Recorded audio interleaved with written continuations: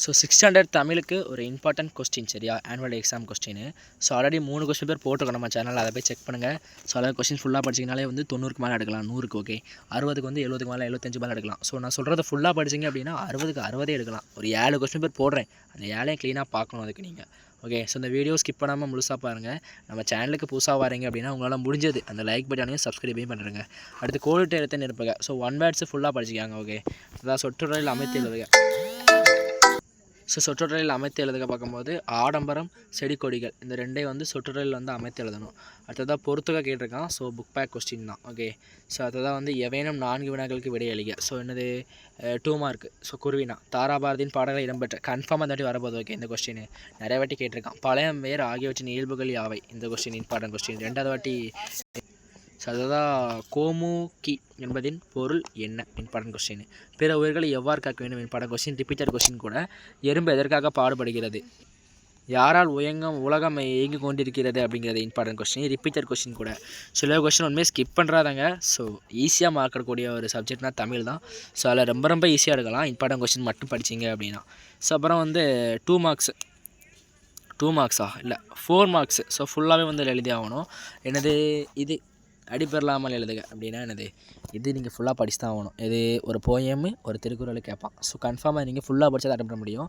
So மொத்தமே எத்தனை poem இருக்குது, ஸோ மொத்தமே வந்து 3 போயம் தான் இருக்குது. ஸோ அதை பார்த்துட்டிங்க அப்படின்னா ஒரு போயம் அட்டன் பண்ணிடலாம். ஸோ ஓகே, திருக்குறள் வந்து பார்த்தாங்க ஓகே. அடுத்து எவையான 3 வினாக்களுக்கு விடையளிக்க. 3 மார்க்கு. காந்தியடிகளுக்கும் தமிழுக்கும் உள்ள தொடர்பு, இம்பார்ட்டன்ட் கொஸ்டின். பாரபர கண்ணியின் தாய்மானவர் கூறுவன, ரிப்பீட்டட் கொஸ்டின், இம்பார்ட்டன்ட் கொஸ்டின். மணிப்பல்லவிதி எவ்வாறு காட்சியளிக்கிறது, இம்பார்ட்டன்ட் கொஸ்டின். பறவைகளும் விலங்குகளும் சுதந்திரமாக வாழ நீங்கள் என்ன செய்ய வேண்டும், important question. So Kailash Satyarthi Nobel பரிசு பெற தூண்டுதலாக அமைந்த இளமை கால நிகழ்வு யாது, இம்பார்ட்டன்ட் கொஸ்டின். Most important. இந்த கொஸ்டின் தொட்டி வரப்போகுதுங்க. சொல் என்றால் என்ன, ரிப்பீட்டட் மோஸ்ட் இம்பார்ட்டன்ட் கொஸ்டின். உயர்வு நபர்ச்சேனி, ரிப்பீட்டட் கொஸ்டின், இம்பார்ட்டன்ட் கொஸ்டின். பெயர் சொல்ல எத்தனை ஏகப்படும், இம்பார்ட்டன்ட் கொஸ்டின் சரியா. ஸோ அதில் ஒரு கொஸ்டின் ஸ்கிப் பண்ணாமல் ஃபுல்லாக படிச்சிங்கன்னா நீங்கள் தான் மார்க் உங்கள் கையில் 95க்கு மேலே ஓகே 100க்கு. அதாவது வேலு நாச்சியார் சிவகங்கை மாவட்ட நீத்த நிகழ்வு அசால்ட்டாக எழுதலாம். பாதம் கதை இந்த வாட்டி கன்ஃபார்மாக வரப்போகுது இந்த கொஸ்டின் ஓகே. நிறைய கொஸ்டின் பேப்பரில் கேட்டிருக்கான். வேலு நாச்சியார் கொஸ்டின் அது நிறைய கொஸ்டின் பேப்பரில் கேட்டிருக்கான். இந்த பதிப்பாக கடிதம் எழுதுக அப்படிங்கிற கொஸ்டின் இந்த வாட்டி வரப்போகுது. நூல்கள் அனுப்ப வேண்டிய பதிப்பாக கடிதம் எழுதுக, ரொம்ப இம்பார்ட்டன்ட் கொஸ்டின். அடுத்து கட்டுரை எழுதுக. ஸோ தேசிய ஒருமைப்பாடு பற்றி கட்டுரை எழுதுக, இதை வந்து எழுதிடலாம் ஓகே. இது ஒருத்தக்கு நான் ஒரு 4 கொஸ்டின் பேப்பர் சொல்லிட்டேங்க. நூல் அனுப்ப வேண்டியதில் 4 கொஸ்டின் பேப்பர்லையும் கேட்டிருக்கிறான். பாதமும் 4 கொஸ்டின் பேப்பர்லையும் கேட்டிருக்கிறான். ஸோ அப்போ பாருங்கள் எவ்வளோ இம்பார்ட்டண்ட்டாக இருக்கும் அப்படிங்கிறத. அடுத்து 4x2 ஸோ 2 மார்க்ஸ். இது வந்து இலக்கணம். ஸோ பின்வரும் தொடர்களை உள்ள பிழைகளை நீக்கி எழுதுக, இல்லை இருக்க பிழைகளை நீக்கி எழுதணும். அடுத்து பின்வரும் சொற்களுக்கு இரு பொருள் கூறுக. ஸோ 6னா என்னது, நகைனானது. நகைனா ஒன்று சிரிப்பு, இன்னொன்று வந்து நகை கோல்டு அந்த மாதிரி. நான் 6னா ஒரு 6 வந்து 6, இன்னொரு 6 வந்து 6 ஓடக்கூடிய 6. அடுத்து பின்வரும் சொற்களை அகர வரிசையில் எழுதுக.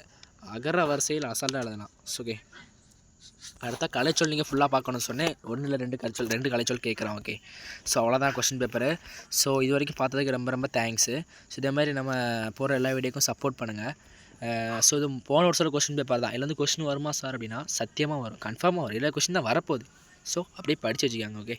ஓகே தேங்க்ஸ் ஃபார் வாட்சிங். நம்ம சேனலுக்கு புதுசாக சப்ஸ்கிரைப் பண்ணுறேங்க ஓகே.